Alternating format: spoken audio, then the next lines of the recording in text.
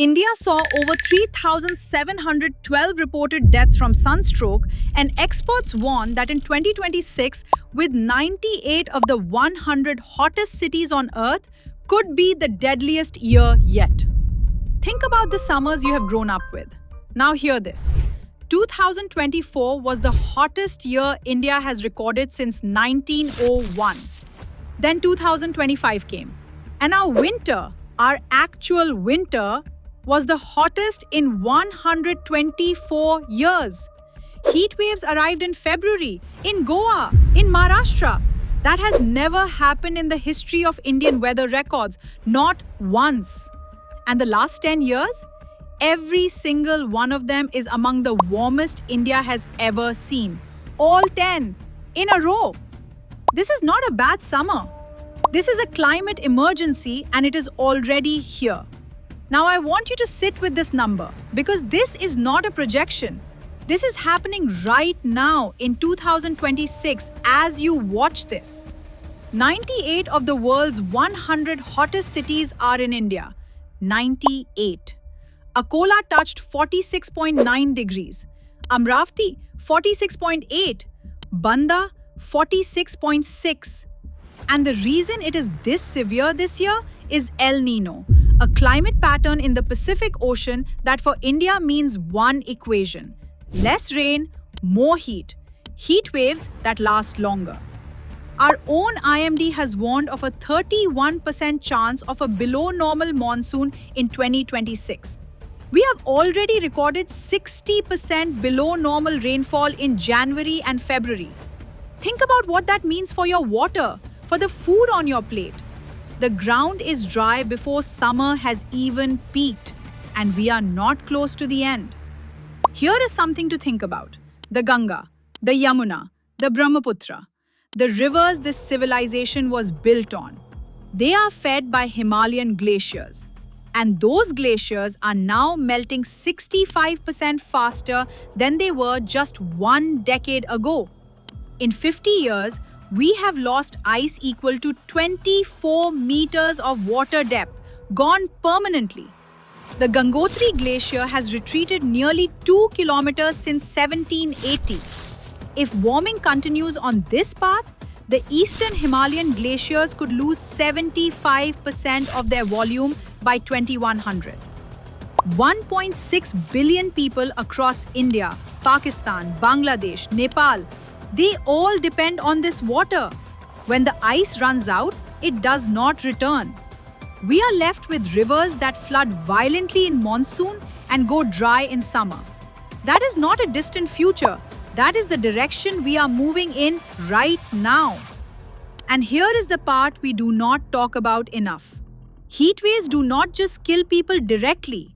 They raise the death rate across the entire population, silently, without headlines. A peer-reviewed study across 10 Indian cities found that on extreme heat wave days, daily all-cause mortality rises by nearly 15%. That means more heart attacks, more organ failures, more pregnant women losing their babies, more elderly people who simply do not wake up. The bodies do not say died of heat, so they are never counted. And going forward, scientists project that by 2050, heat-related death rates in India could increase by 6 per 100,000 people annually. That is an additional 1 lakh deaths every year on top of what we already see today. 1 lakh lives every year from the heat. This is a matter of grave concern. And here is what most difficult to accept. India produces just 4% of the world's carbon emissions. 4%! The United States and the European Union together caused 50% of all the carbon that has ever been pumped into this atmosphere. 2 centuries of burning coal and oil to build their wealth. We contributed almost nothing to this crisis. And yet, India is one of the 10 most climate vulnerable nations on this planet. Our farmers, our construction workers, our urban poor, they are absorbing consequences they did not create. That is not misfortune. That is a structural injustice, and it needs to be named as one in every climate negotiation at every international table. But I want to leave you with something that actually gives us hope. In June 2025, India crossed 50% of its electricity capacity from clean energy, 5 years ahead of our own target. On July 29, 2025, on one single day, more than half of everything India consumed electrically came from the sun and the wind. We are now the world's third largest solar power producer. In one generation, this country moved from energy scarcity to leading the world in clean power. We know how to move fast when we decide to. That same urgency now needs to go into protecting our people from the heat, our rivers from disappearing, and our farmers from ruin. Firstly, protect and plant trees. In cities that have lost green cover, temperatures run 3 to 5 degrees higher than areas with tree canopy. Safeguard the old trees from being cut, costing the ecosystem, and plant more and more trees to make the earth breathe again. Secondly, save water like it's currency, because India's per capita water availability is projected to fall 42% by 2050, and 60% of our rainfall this January and February was already below normal.